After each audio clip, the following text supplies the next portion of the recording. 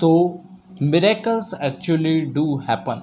अगर आपको भी लगता है कि ऐसा नहीं होता है और ये बंदा कौन है जो ऐसे बोल रहे हैं, तो सबसे पहले तो मैं ये क्लियर कर दूं, मैं ये बात किसी ढोंगी बाबा या फिर किसी एस्ट्रोलॉजी के बाबा की सुन के नहीं बता रहा हूँ। लाइफ या फिर हिस्ट्री हमें देती है पैटर्न्स, और उस पैटर्न्स को स्टडी करके आप फ्यूचर प्रिडिक्ट कर सकते हो। और यकीन मानो इस टेक्निक का यूज़ खुद आर्यभट्ट या फिर हमारे जो एंशियंट साइंटिस्ट थे उन्होंने इसका पता लगाया था, और इसका यूज़ करके उन्होंने ये भी पता लगा लिया था कि फ्यूचर में एरोप्लेन होंगे। तब वर्ड वगैरह नहीं रहता होगा, बट उन्होंने ये डिस्कवर कर लिया था कि फ्यूचर में ऐसा कुछ तो आने वाला है जो हम इंसानों को हवा में रखेगा।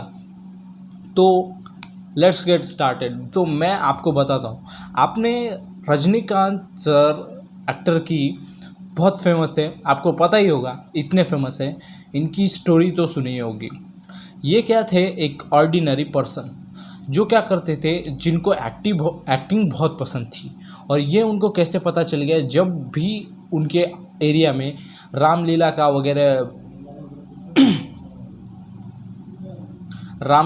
वगैरह ये ऑडिशन होता था, या फिर रामलीला के ये कल्चर, हमारे कल्चर को बचाने के लिए जो प्रोग्राम रहते हैं वेरियस ओकेजन पे, तो वो कल्चर को बचाने के लिए वैसे प्रोग्राम्स रहते हैं। तो रजनीकांत सर क्या करते थे, उसमें भाग लेते थे, और उसमें जब वो एक्ट करते थे तो उनको वो जो एक्टिविटी थी वो करना बहुत पसंद था। देखो यार, उनको एक्टिंग पसंद थी, किसी को और पसंद होगा, किसी को और पसंद होगा, बट यहाँ पर मैटर करता है उनको एक्टिंग बहुत पसंद थी। और इम्पॉर्टेंट बात ये है कि वो कर रहे थे रेगुलरली करते थे। और यही मैं कहना चाहता हूँ कि उनको जो पसंद था उन्होंने किया। फिर बाद में वो क्या थे, बस कंडक्टर थे। फिर बाद में क्या हुआ, उन्होंने जब ऑडिशन दिया, और ये ऐसे ही ऑडिशन उनका किसी कस्टमर पैसेंजर ने देखा, और वो पैसेंजर कोई तो लेखक नहीं तो डायरेक्टर रहा होगा, और उन्होंने उनको मूवीज़ बनाने के लिए सजेस्ट किया। तो फिर क्या होता है, चुटकी में उनकी किस्मत बदल जाती है। और ये खुद वो क्लेम करते हैं कि मिरेकल्स डू हैपन। उन्होंने अपने स्पीच में ये भी कहा है कि एन ऑर्डिनरी बस कंडक्टर ये आपके सामने खड़ा रहकर, इतने बड़े स्टेज पर खड़ा रहकर इतने सारे लोगों के सामने स्पीच दे रहा है, ये मिरेकल नहीं है तो क्या है। तो आज क्या हुआ, मैं मेरे भाई के साथ ऐसे डिस्कशन करते रहता हूँ। मैं बहुत थिंकिंग करने वाला बंदा हूँ, तो मैं ऐसे ही डिस्कशन करते रहता हूँ। तो मेरे गुरु मतलब अपने भाई जैसे हैं, 44 एज के हैं भाई, हाँ है भाई हैं तो भाई हैं। तो उनका नाम है किरण रॉय। तो उनकी स्टोरी मुझे पता थी कि वो क्या है, अभी गिटारिस्ट है, और उनको 13 साल से गिटार का बहुत शौक चढ़ा था। वो तो ठहरे बिजनेसमैन के फैमिली से बिलोंग करते थे। तो उनके पास तो उनके पापा उनको गिटार वगैरह नहीं लेके दे रहे थे। उनके पापा ये भी बोल रहे थे कि तू आगे चल के मेरी दुकान संभालेगा, तू आगे चल के इलेक्ट्रिकल इंजीनियर ही बनेगा। बट इस बंदे ने क्या किया था, इस बंदे का एक दोस्त था जिसके पास गिटार था, और उसके दोस्त को बहुत म्यूज़िक का शौक़ था। तो इस 13 साल की उम्र में किरण रॉय ने क्या किया, उसके दोस्त से एक गिटार एक बार लिया और गिटार बजा कर देखा। और उस टाइम पे मेगाडेथ नाम का एक बैंड है, म्यूज़िक बैंड, तो उनकी परफॉर्मेंस, मतलब वो एक बैंड है जो है ना ऐसे मस्त रॉक म्यूज़िक्स बनाते हैं। उनका म्यूज़िक सुना और उनसे इंस्पायर होकर वो बजाना ट्राई किया, बट उन्हें उसमें मज़ा आता था, इसलिए वो करते थे। और ऐसा करते गए और जिस दोस्त की मैं बात कर रहा था, उसका कांटेक्ट ऐसे बैंड से भी था जो बहुत बढ़िया सॉन्ग्स वगैरह प्ले करते थे। एक दिन क्या होता है कि ये दोस्त और किरण रॉय मिलके जाते हैं उस बैंड के पास ऐसे ही टाइम पास करने, और वो था शिप पे। कौन से तो शिप पे, ये मैं रफली बता रहा हूँ, मुझे कुछ भी पता नहीं है एक्चुअल में हुआ क्या, मैंने जो सुना वही बता रहा हूँ। ये था शिप में, और ये सब बैंड जिस रूम में था, तब वो सब एक नया मेगाडेथ का एल्बम रिलीज़ हुआ था, वो बजाने का ट्राई कर रहे थे। तो क्या होता है कि एक ना एक जन रॉन्ग हो रहा था, मतलब उनकी प्रैक्टिस में एक ना एक जन गड़बड़ कर रहा था, एक ना एक जन रॉन्ग कर रहा था। तो वो लोग थक चुके थे और उन्होंने ये डिसाइड किया था कि चलो यार स्मोकिंग के ब्रेक पे जाते हैं।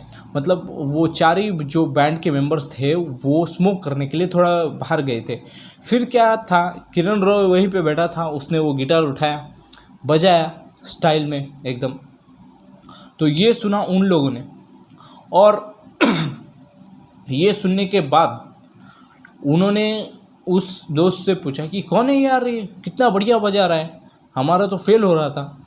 फिर बाद में उन्हें ये पता चला कि ये बंदा ऐसे ऐसे है, 13 साल से प्ले करता है, मतलब 13 साल की उम्र से उसको शौक़ है, बहुत है बजाए वो, उसके मतलब वो बजाने के वो पैसे कमाता नहीं है, कुछ नहीं, सिर्फ उसको मज़ा आता है इसलिए वो करता है। तो फिर बाद में क्या होता है कि वो जो म्यूज़िक बैंड्स वाले हैं ना, वो क्या करते हैं, सलमान खान की नई मूवी उस टाइम पे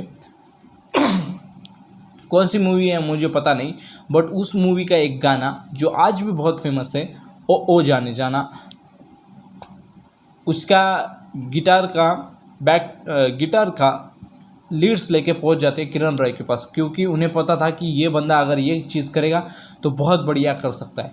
तो कैसे किस्मत चेंज हुई पता है क्या, वो बैंड के बंदे ने किरण रॉय के पास ऐसे ऐसे इनविटेशन लाया और किरण रॉय ने वो गाना प्ले किया, और जिस दिन ये गाना रिलीज़ हुआ उसके अगले दिन ही इंडिया का गिटार नेशनल एंथम बन गया। मतलब जो भी वो सुनता था और अगर उसको पता चल गया ये किरण रॉय ने बजाया है, तो वो सीधा किरण रॉय के घर पे भागता था कि ये इसने बहुत मस्त बजाया है, मुझे भी उनसे सीखना है। तो मेरे कहने का पॉइंट ये, फिर बाद में मेरे भाई ने ये बताया कि उसके भी जो गुरु हैं जो फ्लूट सिखाते हैं, हर्ष दवे सर, तो उनकी भी स्टोरी कुछ ऐसे प्रकार की है कि उन्होंने एक बहुत बढ़िया म्यूजिशियन से फ्लूट सीखी थी, बट वो ऐसे ही क्या कर रहे थे पता नहीं, बट एक दिन क्या होता है, उनका टैलेंट देख के वो स्टार प्लस, स्टार प्रवाह करके चैनल्स है ना, उसके लीडर ने उनको आके अप्रोच किया और बोला कि महाभारत सीरियल में कि एक फ्लूट की थीम चाहिए, बजा के दोगे क्या? तो इन्होंने बजा के दिया और उससे उन्होंने यूट्यूब चैनल खोला, और यूट्यूब चैनल खोलने के बाद सब ग्रो होता गया, उनके ऑनलाइन कोचिंग बढ़ती गई, अब सबकी किस्मत बदल चुके हैं। ये जितने भी मैंने स्टोरीज़ बताई इनमें सबकी किस्मत बदल चुकी है। तो इसी से मैं प्रूव करता हूँ कि मिरेकल्स डू हैपन। बस इसका चीट कोड यही है, इसका एक्चुअल प्रैक्टिकल प्लान यही है कि डू व्हाट यू लव।